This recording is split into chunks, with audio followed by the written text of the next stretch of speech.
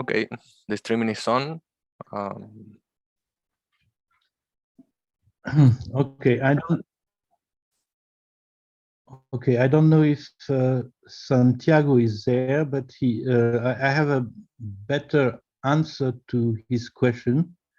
I think that his question amounts to ask whether this proposition here called the semigroup of A here, let me use my pointer, yes, semigroup of A. His question amounts to ask whether this is a proposition. If it was a proposition, then there are essentially two ways of showing that your multiplication is associative would be equal. But I think that you cannot prove that the semigroup of A is a proposition. Hence, this is really added structure on A, and there is no reason why this would be canonical. Just as I said, a structure of monoidal category is not like a structure of Cartesian category. So a category is Cartesian or is not Cartesian, but it can be monoidal in many, many ways. Okay, so I think this gives a better answer to this question. And now let me resume with my little string diagrams. So this is where I was. Okay, and the other thing is that in order to make sure that I can finish the material I want to do today, I will skip looking at exercises for now. If I have time at the end, I will do it. Otherwise, I will try to find a bit of time tomorrow to speak about exercises. Okay, so there's one more remark I want to do before. So all these diagrams which I discussed before the break were meant to establish this logical equivalence. Okay, sorry, this logical implication.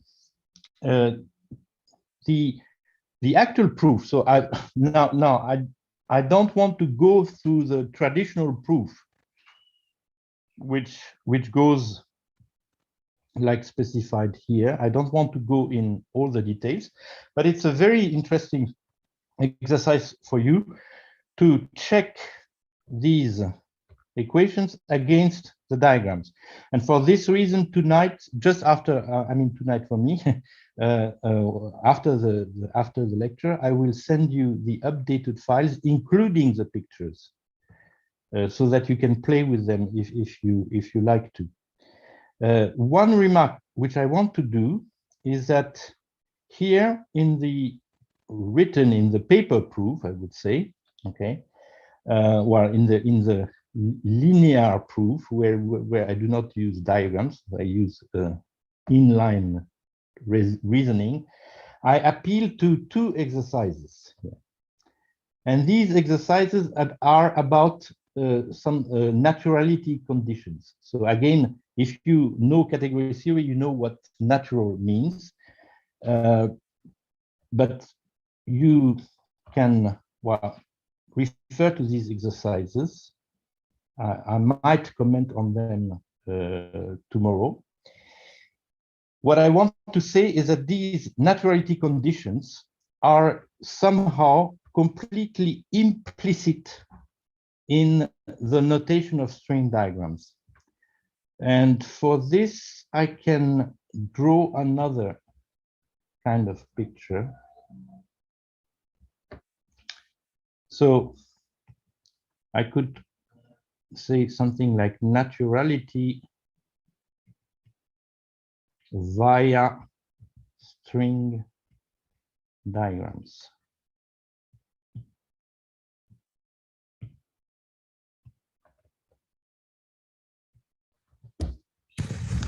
It's more comfortable. Diagrams. And how do you, how can I picture this? Well, suppose I have one operation like this, and I have another operation like this. I don't know. For example, two operations like this. So I can, if I transcribe these operations in form of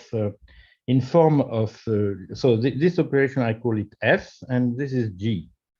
Okay, and no, I will use Greek letters. So this is alpha, this is beta, and maybe this is F, and maybe this is G, H, K, L, and this is M, N, P. Okay, so if I was to transcribe this in terms of a linear writing, I would write something like F. No, I would say something like first do beta, but with F and G in front. So something like beta FG. Okay, and this beta FG stands for this part of the diagram. You have to think of this here going all the way up. So if I just look at this part of the diagram, what I have is beta with G and F in front. So that means first, sorry, it's GF here.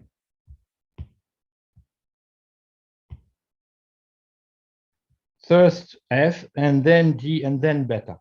And then, okay, that's the first thing. And then I compose with alpha, which has N and P after it. So it's P N alpha.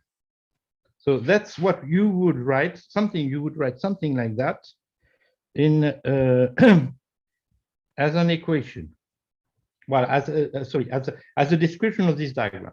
But as I told you, in string diagrams, it really doesn't matter where I put this beta as long as I do not cross strings.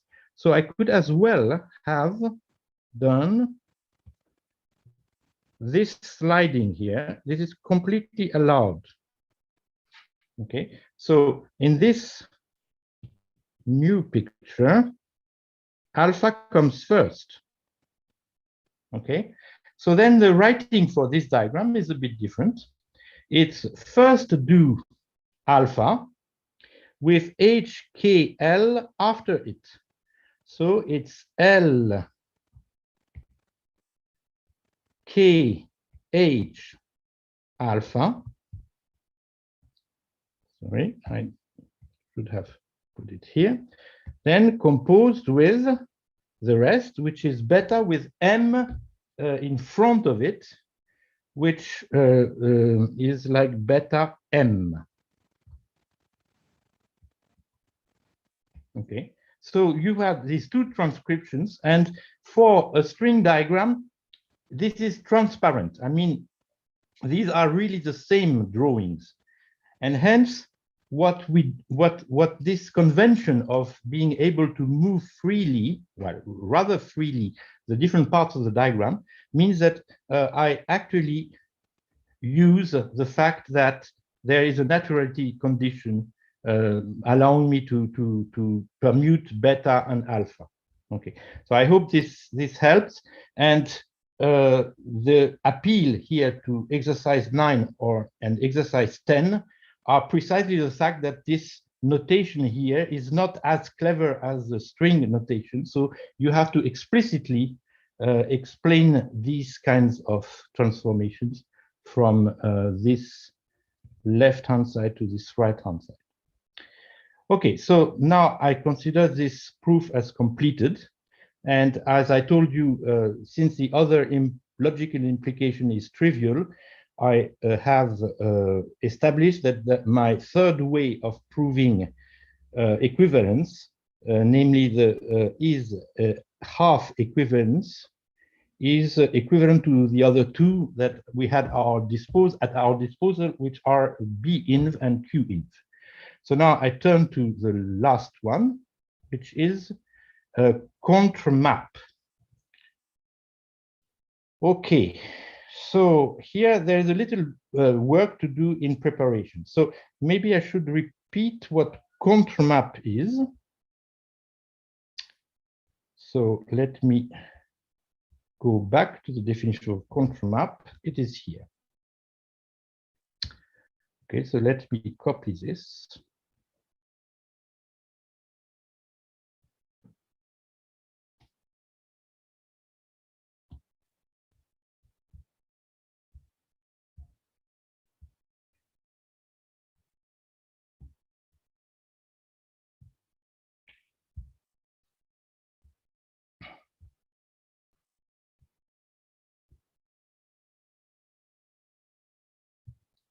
Okay.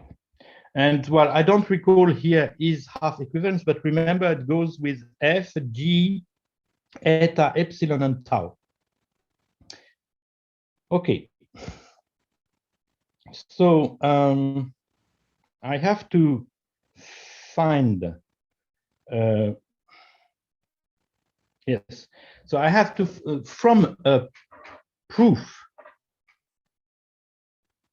from an inhabitant of this type here.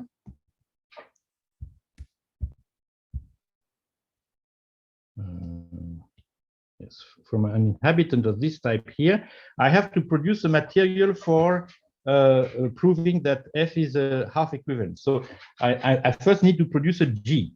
Okay. So okay. So let me try to read this. So P is of this type.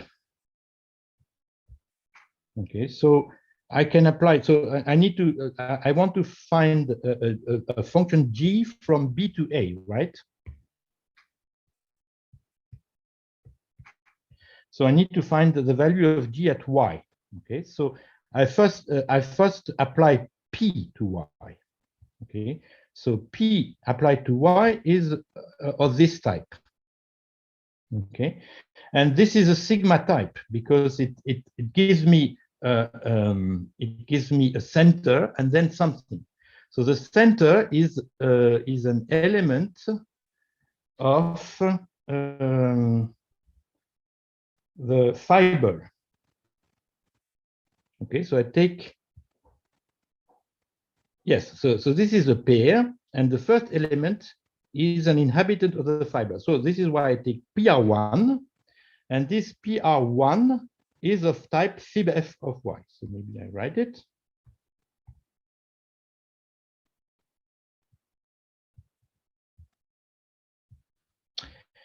But fib_f_y is by definition also a sigma type.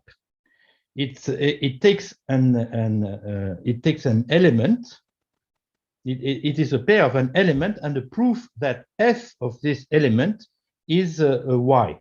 So it's an element of the first element of fib_f is an element of x. So that justifies that taking again the first projection belongs to x, or to A, sorry, because I'm going from A to B. Okay, so at least this gives a type checking.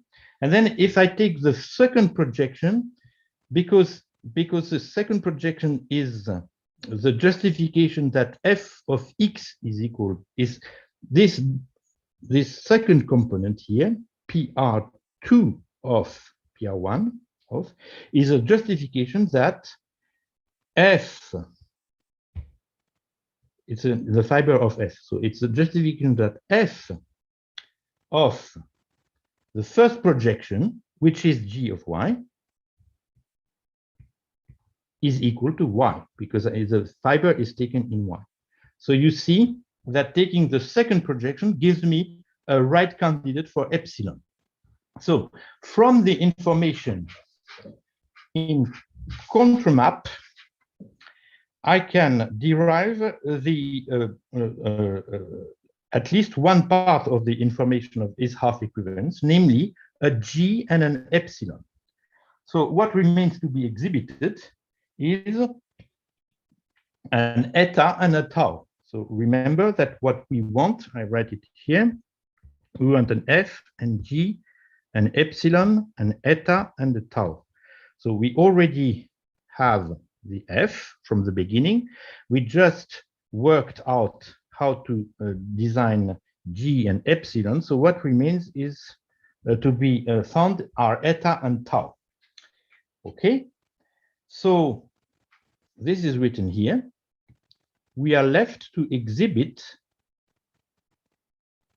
an eta plus a proof of the coherence condition, which is f of eta x is equal to epsilon fx for all x.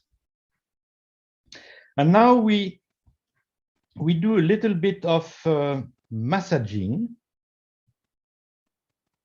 and we show that this information that we seek, if we get this information, then we are done. And the idea is that we are going to prove that getting an information of this type amounts to get an information of this type.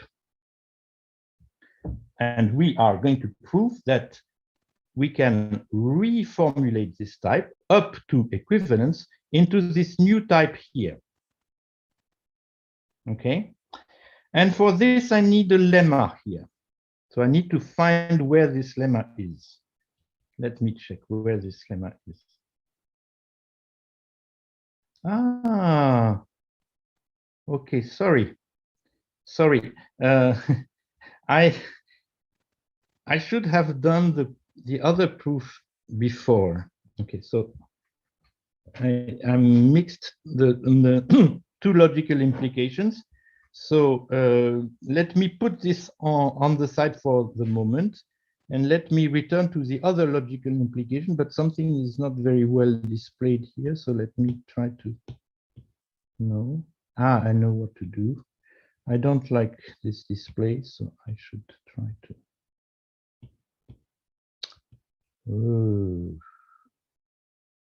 Redimensionner. Yes, this is nicer.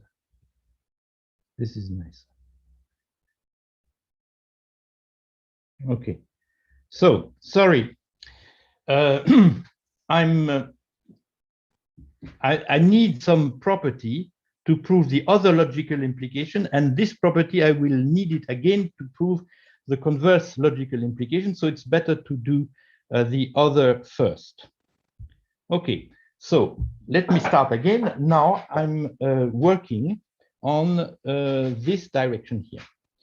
So I have as hypothesis, I have my f, g, eta, epsilon, and tau. And I want to get the information that I have a proof for all y that fib f of y is constructible. Okay, and in order to prove this logical implication, I will need this little lemma, which I'm not going to prove explicitly because it's a variation on things that we have seen already. So I will just state the lemma, but it should look familiar from things that we have done already. So we want to characterize the equality type in fib f of y. So two typical elements of fib f of y are xp and x prime p prime. Okay, so remember that p is a proof that f of x is equal to y, and this is a proof that f of x prime is equal to y.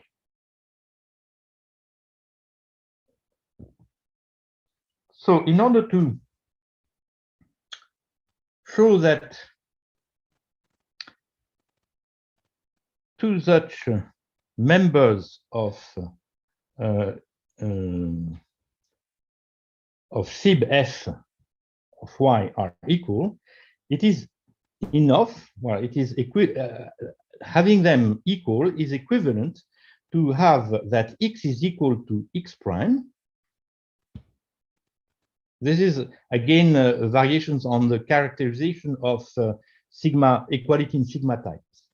So that x is equal to x prime through some gamma, and then that P and P prime are related by an equality taking gamma into account. So here it's just type checking will be enough.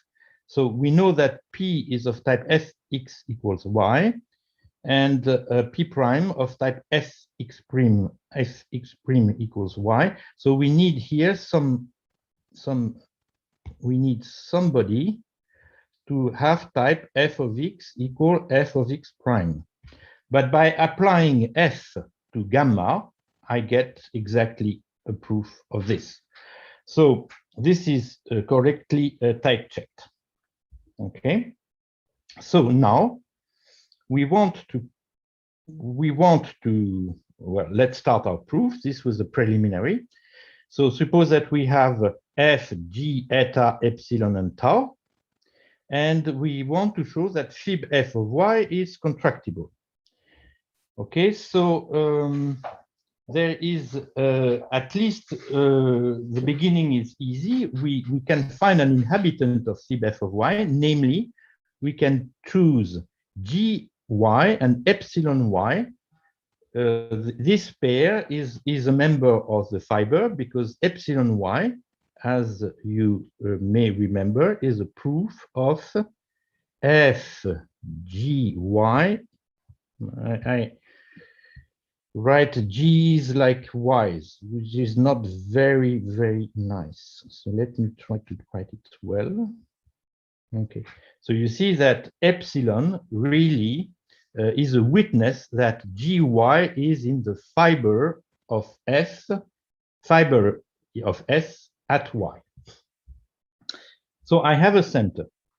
And then we want to exhibit for each xp in the fiber a path, because we want to show contractibility. So we want to find a path from this center to xp. So we want a path from, is it this direction? We want a path from xp to gy epsilon y.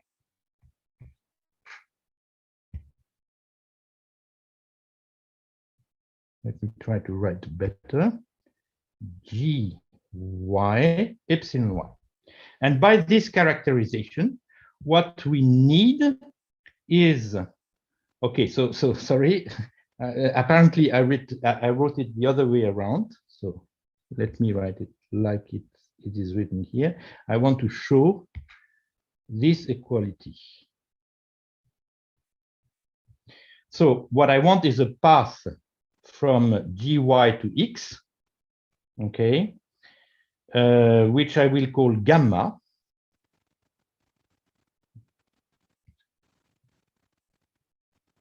Yes, this gamma here. And I want a proof that, well, if I instantiate this, this property here, I want a proof of this equality here. Okay, so there is a definition of gamma, which is here. Okay, and there is a proof of equality, which is here. Okay, so the only thing I want to remember for now is that, and maybe I copy this. The only thing I want to remember is that I want to cook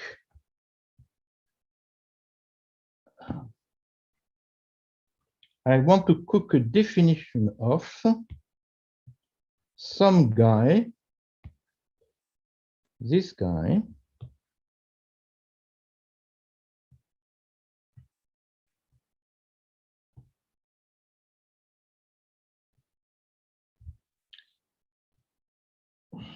okay, so this is what I want. I want to find such a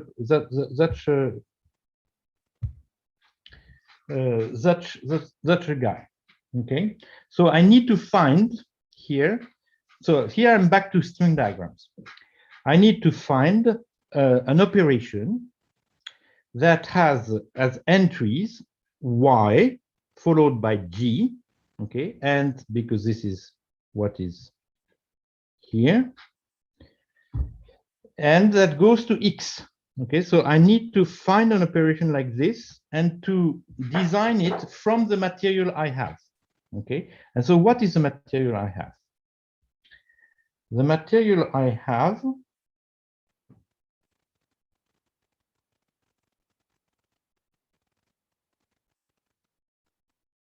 yes, so I have as material, I have eta, I have epsilon, and I also have a p. What is my p here? Ah, okay, P is an arbitrary guy, but okay, P is an arbitrary guy, but what I know about P here, because it is in the fiber, I know that f of x is equal to y, okay? And P is the proof of that. So I can also have, at my disposal, I have this P here. I have my P here, which is from, what did I say? From fx, which I represent like this, into y.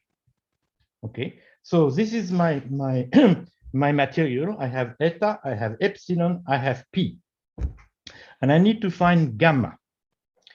And here is a picture. I assemble, because p is a path, it can be inverted, so I can do p minus 1. And here is p minus 1. It goes from y to fx. And I combine it by placing an eta, which has this shape. And if I look at the whole picture, it has the right type. So it has y and then g going out and going in, sorry. And going out, there's only x. So this is a well-typed definition for my gamma. Okay. So this is a synthesization of gamma, which corresponds to this definition here.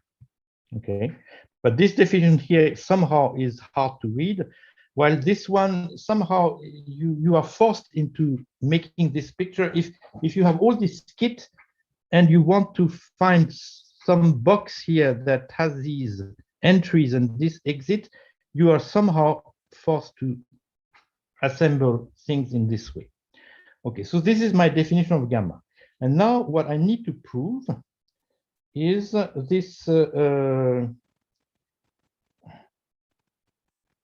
this property here. Okay, because that's what we want. Okay, so let me copy it.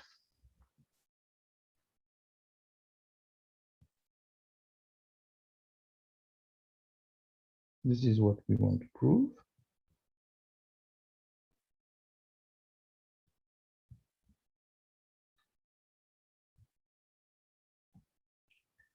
Okay, so I have to write this. Okay, so this is written this. Right? This information here is encoded in this diagram here. I have the gamma here. Okay, I put an F on its right, so this constitutes F of gamma, and then I concatenate with P, which is here. So this picture corresponds to this diagram. And in the end, what I want to get is a witness that this is equal to epsilon y, which I represent as epsilon with a y in front of it. And now what I need to do is to give evidence that I can move from here to here using the tools of string diagrams. Okay, so first thing, I expand the definition of gamma. So this picture here is just an expansion. This is why I write the definitional equality sign here, because I'm doing nothing, just expanding the definition. So I put this picture here right in instead of this one, and I keep the rest of the picture. So I get here.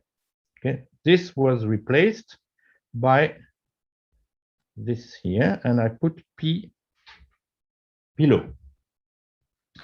And here I recognize the coherence condition. So the coherence condition for half equivalence is, remember what it is, here. Maybe I write it, maybe I copy it, just to make sure that everybody is following. So this is the coherence condition that is assumed.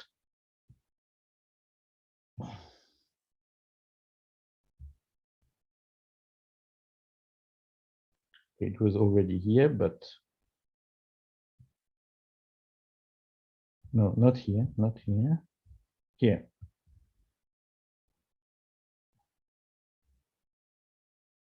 Okay, so I can use it because it's in my assumptions. So graphically, it means that if, well, I have this red box here. This red box here is the left-hand side of f. It is exactly transcribing f of eta x. So it's eta with f on the right. By this equation, I can change it by putting this instead of this here. I now have this thing here. So I have epsilon instead of eta, and then the f has gone on the left. It was on the right, and then it has moved on the left. After this operation, you see that p minus 1 and p are now in contact. So they cancel. They cancel out. There was one wire coming in and one wire coming out, and it becomes just a string, which is y. And epsilon remains untouched.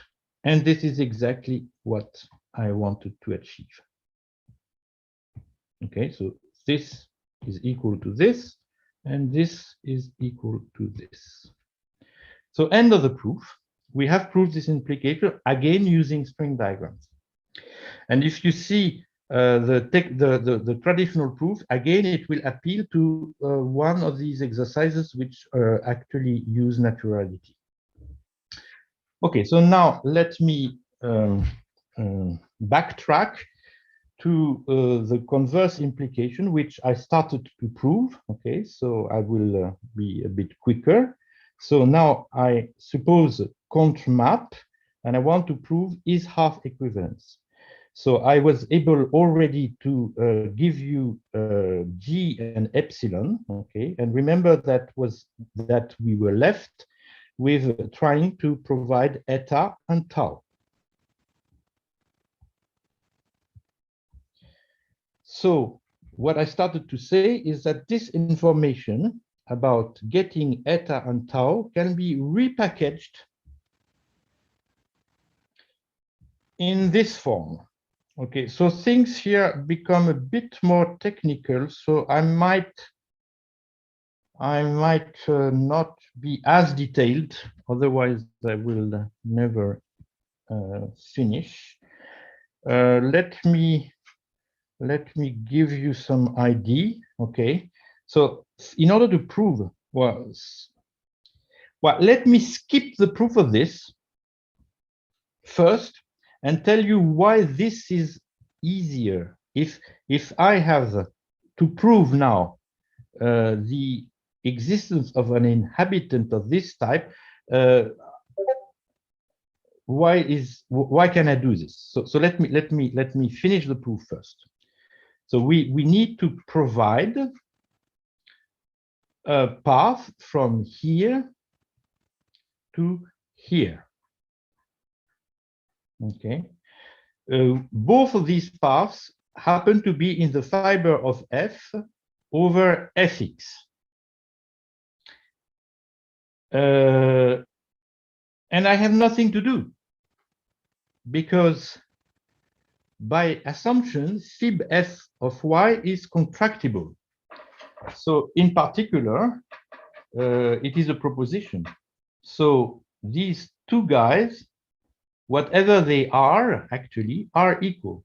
And if I want to insist on providing explicitly, because this requires me to provide an explicit representative, then here's one. Okay, So I don't want to comment on it. It's just that if you are a contractible type, okay, remember this, I already told it last time.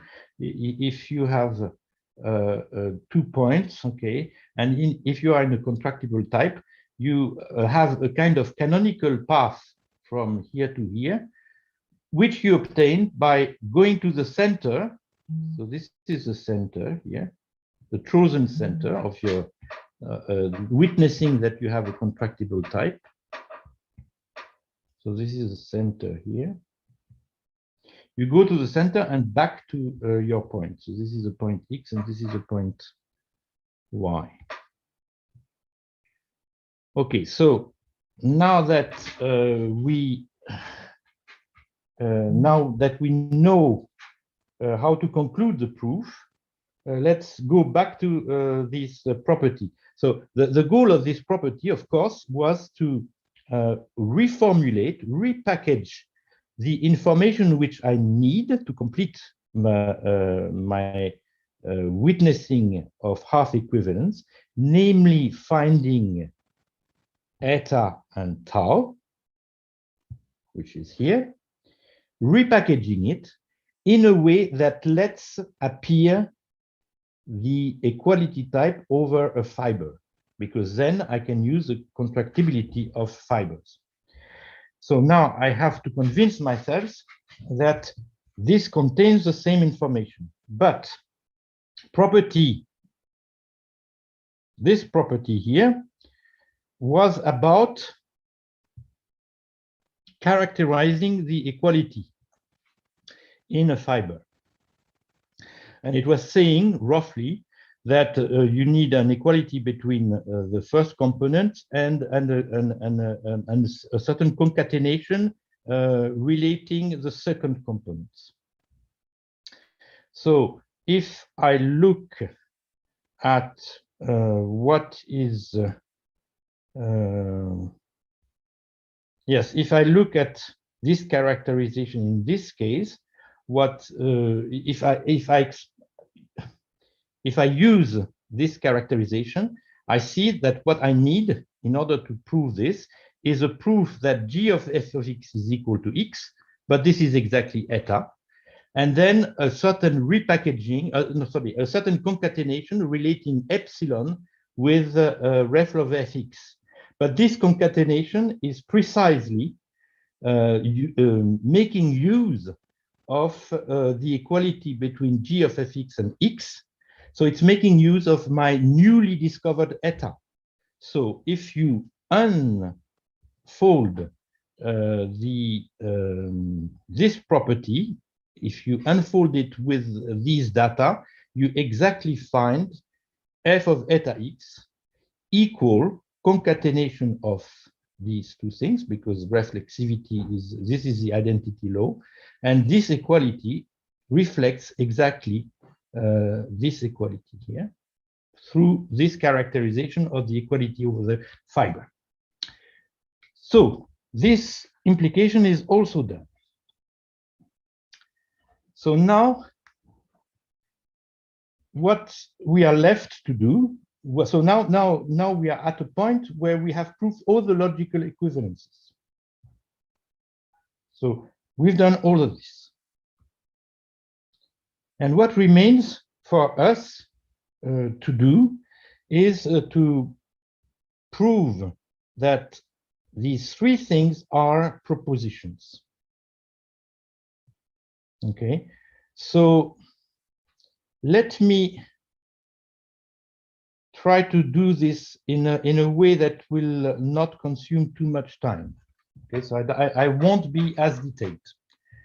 So the easiest one is contrmap, because contrmap is defined in terms of contractibility.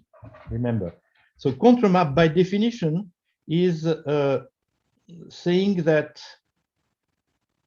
all these types are contractible, but contractible types are closed under pi types.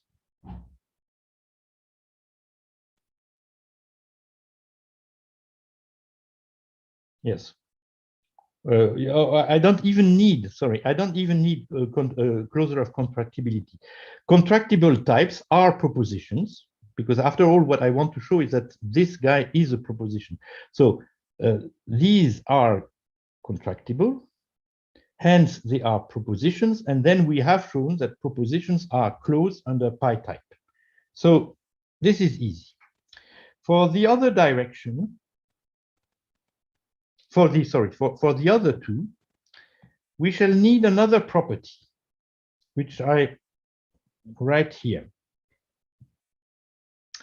So here well, there's a little bit of work to do. So I will need this property. So I have to explain it. I want to show that there is a logical implication that says that if F is quasi-invertible, then this type here is contractible.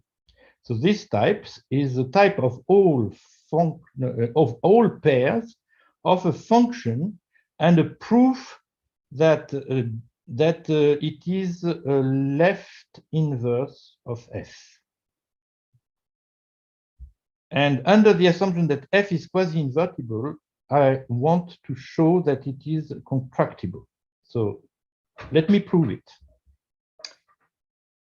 Okay, so there is a little trick here that you can show that if G is a quasi-inverse of F, then this map here, so what this map stands for, it's the map. So this map is going from where to where?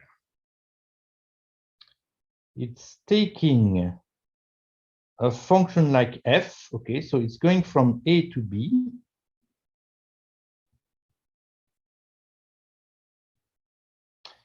And it's returning a function from you compose with B to B to B. Okay, so it takes a function F, or let me call it H, and returns the function H composed with G. So if I'm not mistaken, yes, I first do G from B to A and then H. Yes, this is correctly typed. And of course, I have also the function composed with F, which goes the other way around. And it's easy to see that these two functions, okay, maybe something is not. Yes, sorry. Here it could be any type. Maybe it's less confusing if I do this. So here this H could be of any type C. And then after composing with G, doing yes, sorry. Something is wrong. H composed with G. G goes from B to A. Yes, so I was probably not correct in the first place. So you first do G. Ah, no. Okay. Sorry. Let me do it properly. So G goes from B to A. Then I need some H that goes from A to C. This is my H. And then I do H composed with G, okay? And this goes from B to C. Okay, so you see that composed with G goes from here to here, and composed with F goes from here to here. So it's a very simple exercise to see that if G is a quasi-inverse of F, then this function which acts not on A, B, but on A arrow C, B arrow C, is a quasi-inverse of this function here. Okay, so then the other thing is that this type here can now be read as being the fiber of this function composed with f, the function blah composed with f, the fiber at the identity. Okay, it's just a reformulation of what this type is. Okay, but because this guy is a quasi inverse, well, yes, is a quasi inverse. It is also contractible. We have shown all these logical implications. So we know that this guy is contractible, hence this fiber here is contractible by definition of a contractible map. So this implication is proved. So why do we need it? I don't know, but let me be cautious and copy it in case I do not recall it later. Okay, so it's there. If I need it, I will pick it. Okay, so now we need to prove both that. So remember, we have proved already that contramap is a proposition. We need to prove that bi-inv and is half equivalence are both propositions. Okay, so for bi-inv, we use the is-prop trick, okay, which I mentioned last time, which means that we can assume B in F and prove that B in F is contractible. Okay, now what we know is that if I have assumed that B in F, if I have assumed B in F, I also have a Q in F because these things are logically equivalent. Okay, so I can assume Q in F. So I can use this property double dagger. Okay, and since we do not remember it, let me copy it here. This is magical. Okay, so I know that this type here is contractible. So you see that I'm not cheating. I really get this by applying this dagger. Okay, so what is, yes, okay, but this is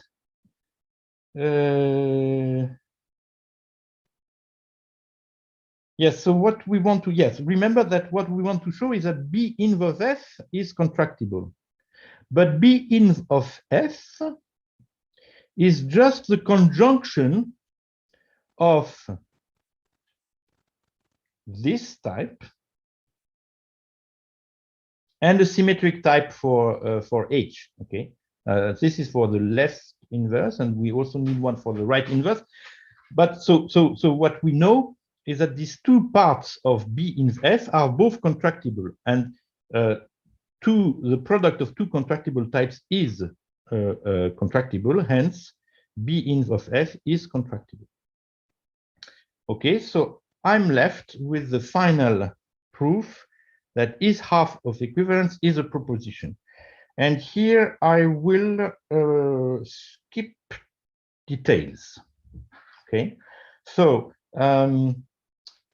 it happens that the property that another property that we used before, the one, this one, which I repeat here, okay, I already repeated here.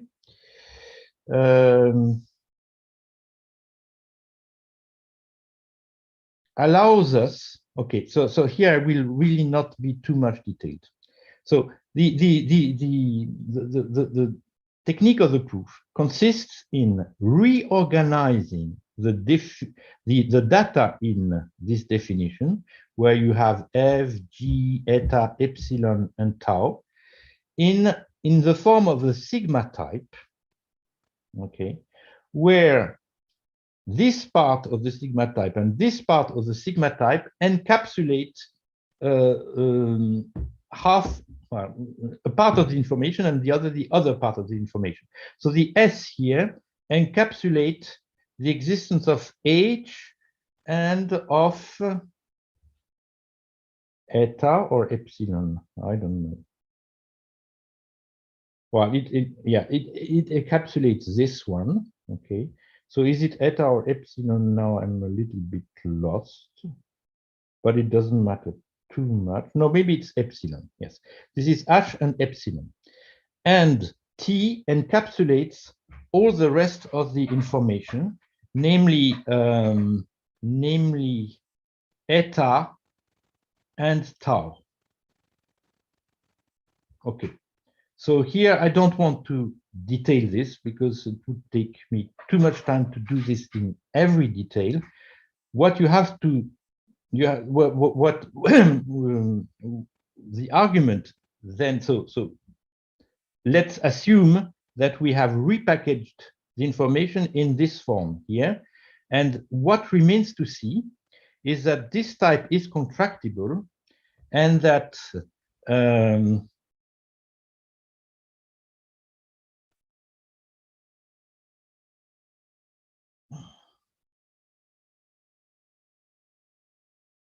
yes, this type is contractible, and then all the instances, all the Tx, this is not completely correctly written.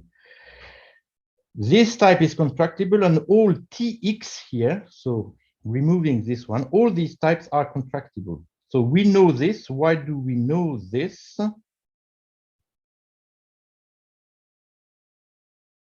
Because we know that we have logically from is half equivalence, we know that we have cont map. So we know that these types are contractible. Hence, well, okay. So there are a few properties to be checked, which are in this exercise and in this exercise. So this exercise tells that if a type is contractible, then all the equality types of this type are contractible. Okay, so we know that this is contractible, hence this equality type is contractible, hence all the types here, Tx, are contractible. Okay, and now we have this nice exercise, which I already did actually at the beginning of the lecture. I told you that if S is contractible, and that is all Tx here are contractible. Okay, so yes, so here I really should have written Tx. Okay, and yes, all Tx. So here I should have written something like that. I will correct. I showed earlier that combining two results about contractible types and sigma types, having this contractible and all of these contractible results in having this guy contractible. And hence, what?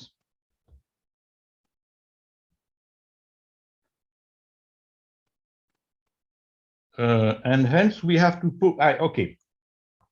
Yes, sorry. We should not forget our final goal is to show that this guy is an equivalence, but is a proposition, sorry.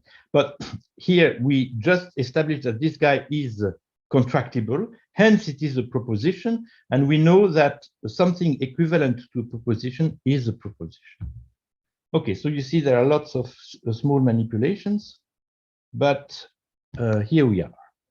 Okay, so in the rest of the talk, let me check that this is the only thing I want to do. No, there are two things I want to do, and probably I will not finish this in all details. So let me tell you the two things I want to do.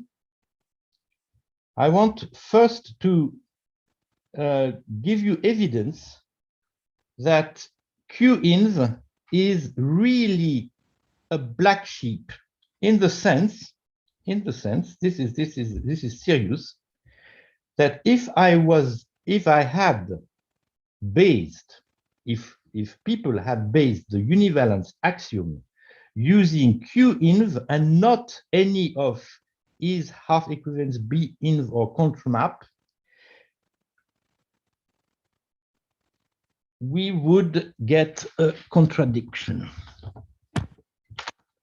Okay, so we will prove that this modified univalence axiom is inconsistent. So that's the first thing I want to show. And the second thing I want to show, and probably I will not manage to do it all because it's a long proof, but a very interesting one. It happens that if you care for univalence, I mean, if you want to have univalence, then you do not need function extensionality because it's a consequence of univalence. And the proof of this fact is not trivial at all. And I have made the effort to try to write it down completely. Okay, it's in the hot book, but I found the proof in the hot book hard to read, so I really reworked it in a way which I think makes it easier to get. And this is not quite true because we need something that is a bit like function extensionality, but is weaker, and it is the eta rule. So let me just remind you here what is the eta rule. So for those of you who know lambda calculus, it is this rule here. So this is the eta rule. And it says that every term is a function. And of course, eta rule is also a consequence of function extensionality, because in order to prove this, okay, if you have function extensionality, this is the same thing as proving lambda fx homotopic to f, which means that for every x, you should be able to prove that fx is equal to lambda x fx applied to x, but by beta conversion, this guy is just fx. So not only you have propositional equality, but you also have definitional equality between the two. So this you always have, okay? This property, you have it for free without even assuming function extensionality, this property here. Now, if you have functional equality, function extensionality, you can transform this homotopy into an actual equality, because this is what function extensionality is about. So you see that if you have function extensionality, you have eta rule, but conversely not. Okay, so the theorem here says that univalence plus this consequence of function extensionality implies full function extensionality.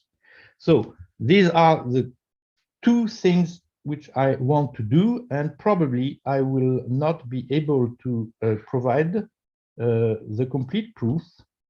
So I will continue tomorrow morning to finish this. Okay, so let's now move on to the first objective. Okay, so something that I'm not going to show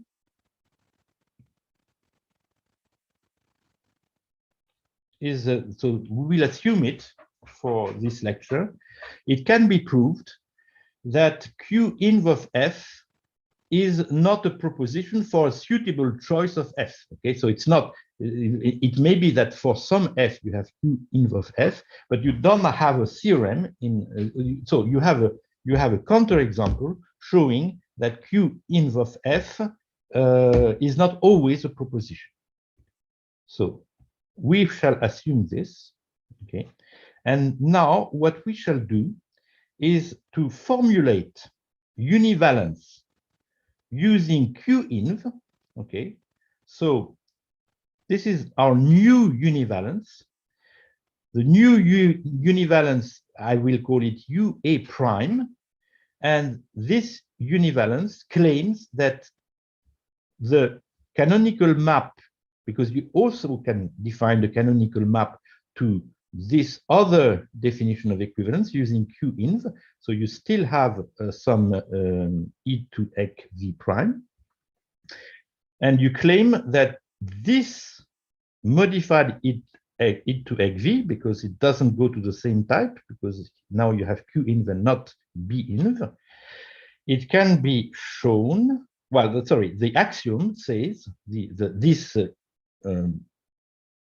potential axiom would tell that this guy has a quasi-inverse, and we shall call it UA prime.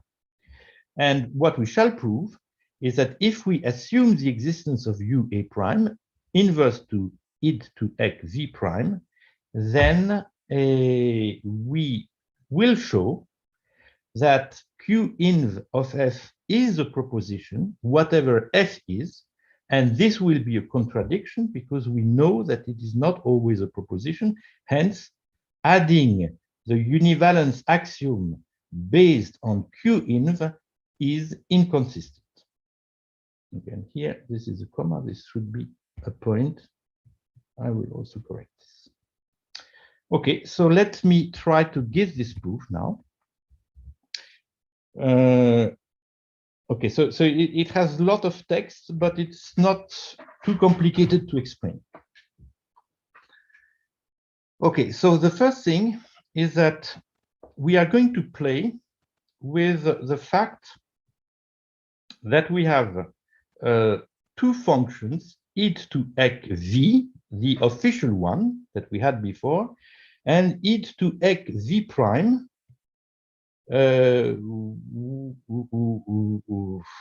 of this type. Okay, and the first observation is that by path induction, so these two functions exist.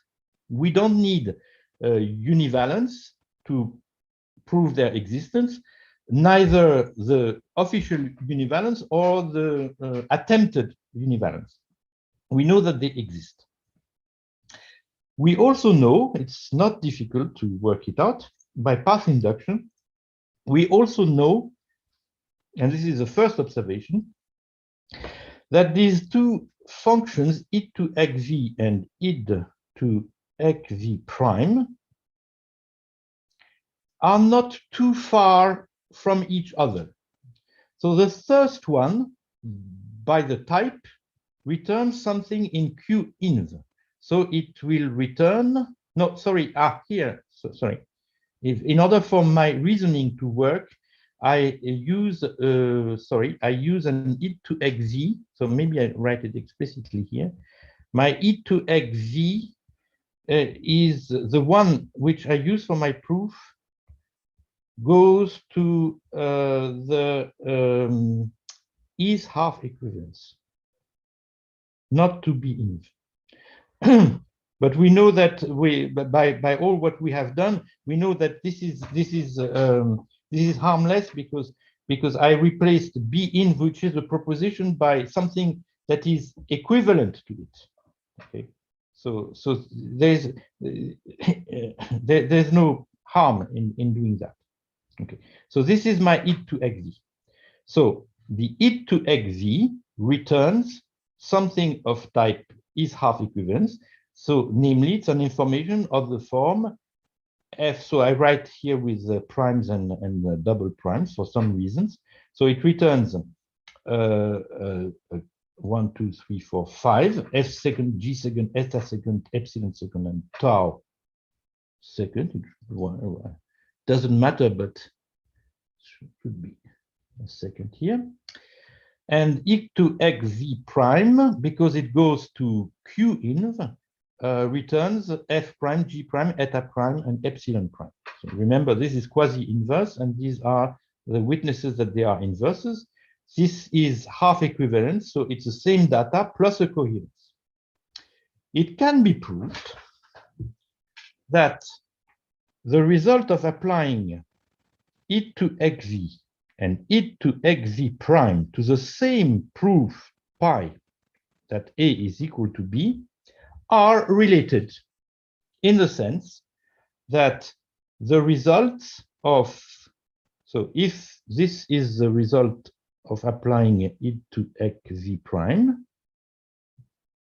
and this is the result of applying id to ec v, then f can be proved propositionally equal to f prime, can be proved propositionally equal to f second, same thing for g prime, and eta second and epsilon prime can be shown to be equal up to the path that you need to put to make things type check. So for example, you have here that eta second x is propositionally equal to eta prime x prefixed by p prime where P prime is a witness of the fact that G second of F second of X is equal to G prime of F prime of X.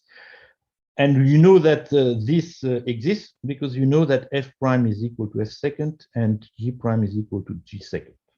Okay, so in summary, the results of applying E to X V and E to X V prime are not far away. That's the first observation. Second observation is that if I start now from a proof of QInv, this is why I use prime and second, because now I use no primes at all. I start from proof that F is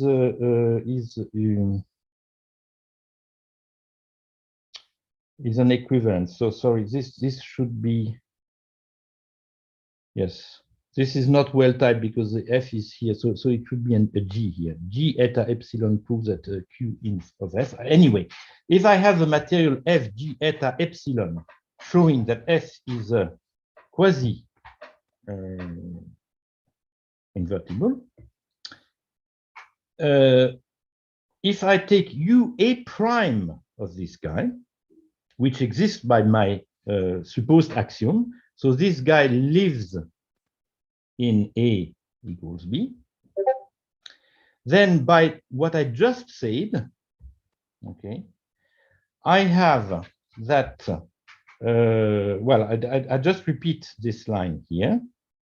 By applying it to pi, I get this F prime and I get this F second, etc.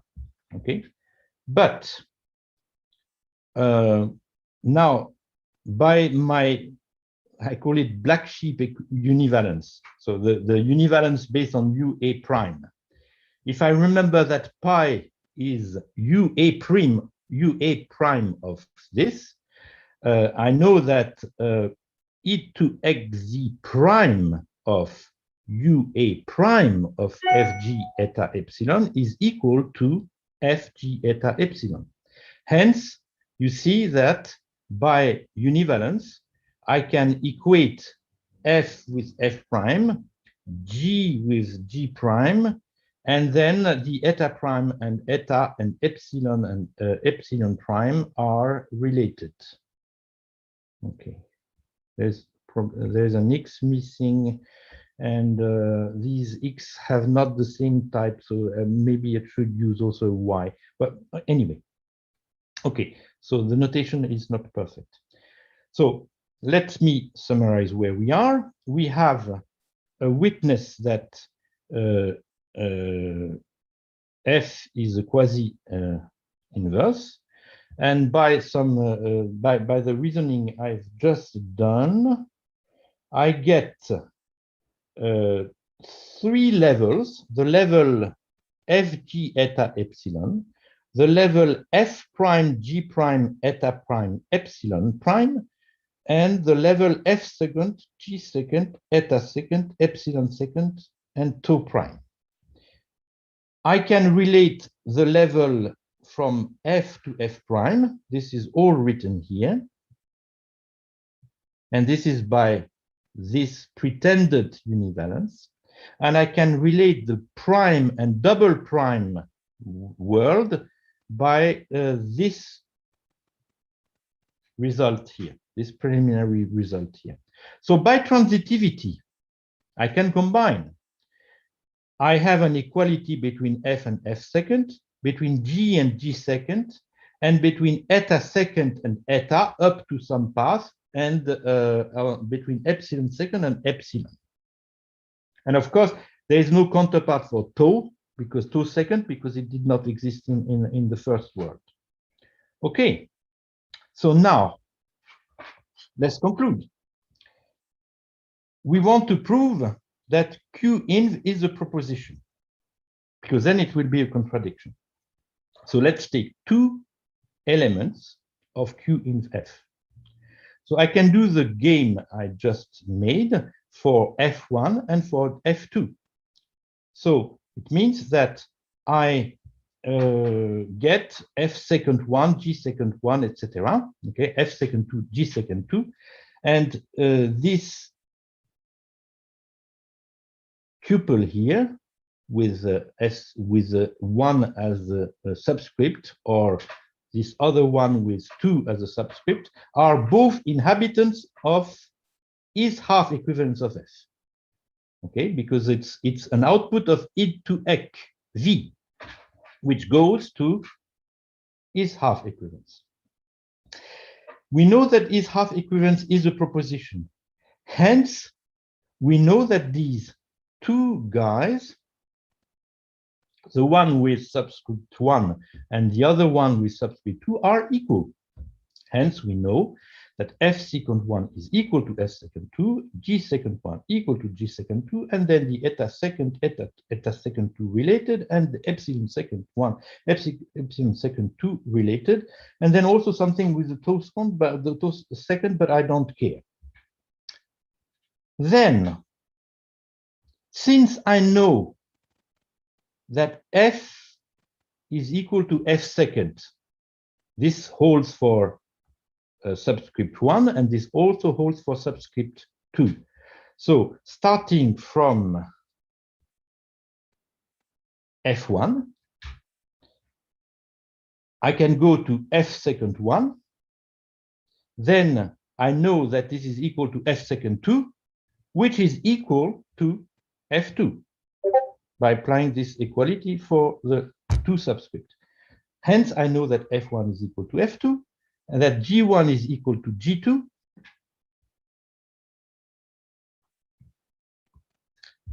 and that eta 1 and eta 2 are related via the appropriate proofs, the appropriate paths, and the same for epsilon. But this is exactly the definition of being equal in the type Q inverse F. So we have proved that they are equal, and they were arbitrary member of Q inverse F. Hence, it's a contradiction. So if I want to take a higher level view of this proof, the idea is that we take two elements of Q inverse F, we find the corresponding elements in is half equivalence of F that are equal to them for the components that are without taking care of the additional component. And then we take profit of the fact that is half of equivalence is a proposition to transfer the property of being a proposition back to QInv. And of course, in order to do this, we have used this pretended univalence. So the pretended univalence would force QInv to be a proposition, and we know that it is not a proposition. And of course, this is very important. It can be shown that it is not a proposition without appealing to univalence, because otherwise the argument would not work. Okay. Good. So now I have not much time left, so I will just start very quietly the last part of the lecture of today, namely to show that univalence plus eta rule implies function extensionality. And we see, well, we will see how much we can do. So this is the goal. We want to show that this principle holds. Okay, so let me remind you that we have this implication for free, okay, by path induction, and this is called H apply. And we want to show that this function is part of an equivalence. Okay.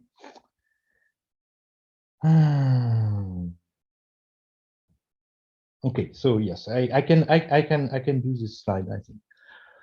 Okay, so yes, Yes, okay, I know. Okay, so let me, so my goal is to show that, yes, that it is an equivalence. Now let me give a few notations. I call Q, yes, I fix F, okay, and I give this type family, which depends on G, okay. QG is this type, and RG is this type. Okay, so that's a map that goes from QG to RG for all G. It is called a fiber-wise map from the family Q to the family R. Okay, so now there is a result, which I will also prove next time, which I state now, is that if you have a fiber-wise map, so let me repeat, it's a map that, so given two type families P and Q, it's a map of this type. So it's actually a family of maps, if you prefer, for each X. Fx goes from Px to Qx. This map, F, induces a total map. No, sorry. Well, yes, we can call it a total map. So total of F is going to be a map from sigma x px to sigma x qx. Okay, so let me remember why total, because this is the total space for P and the total space for Q. And this total map is just defined in the obvious way. So total F of a pair formed by an element A and an element U of PA will return the pair of the same element A, and then I will apply my map F at A. So this is a map from PA to QA, and I will map it to U so that I get an element of QA. So this guy is correctly typed to be in this type. Then we have this information, this property holds that the fibers of the total map here are equivalent to the original fibers of the original maps Fx. Okay, so technically, the fiber of total F at a pair XV is the same thing as the fiber of Fx, which is a function from Px to Qx at V, which is a member of Qx. Okay, so we have this property. So maybe I copy it. Yes, I will take 2 more minutes.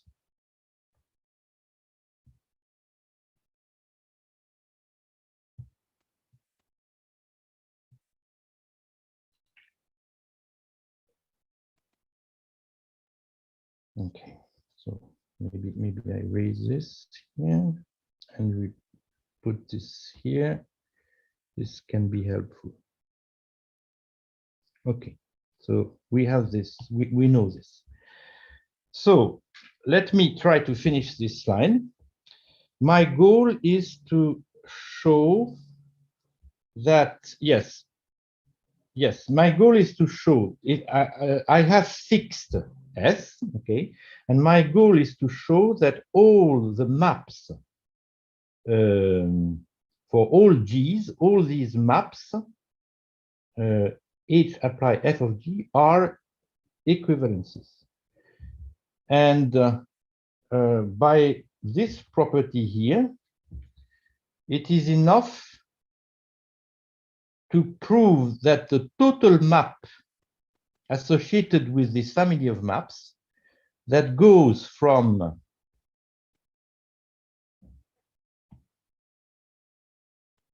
here.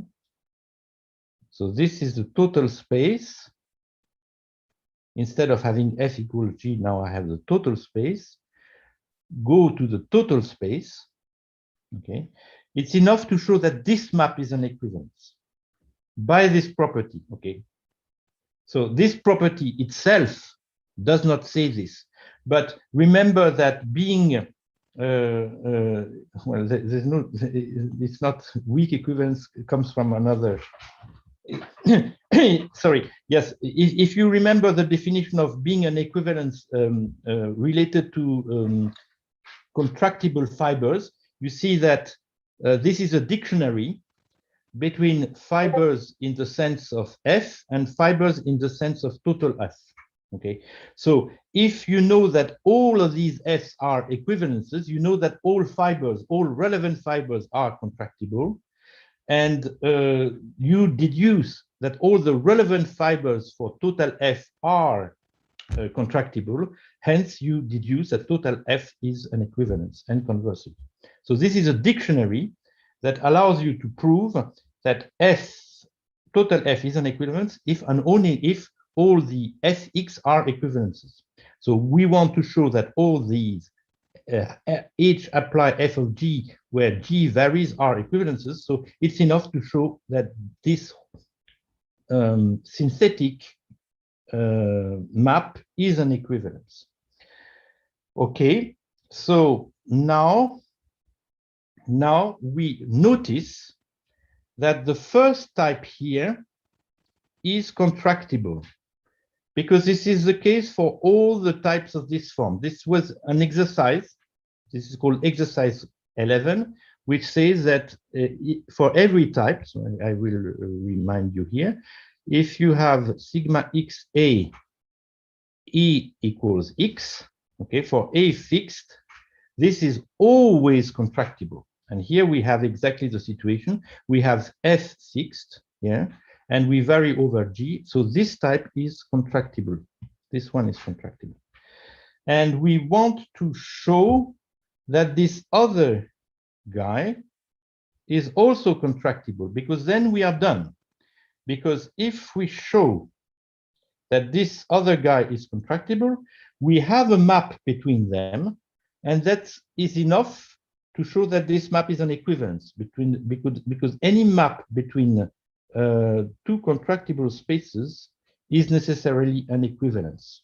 Okay, this was remarked before, because contractible types are inhabited, so you always have also a map in the other direction. They are propositions. So it's enough to show that this guy is contractible. Okay, by definition, it is this type. So what we have to show is that,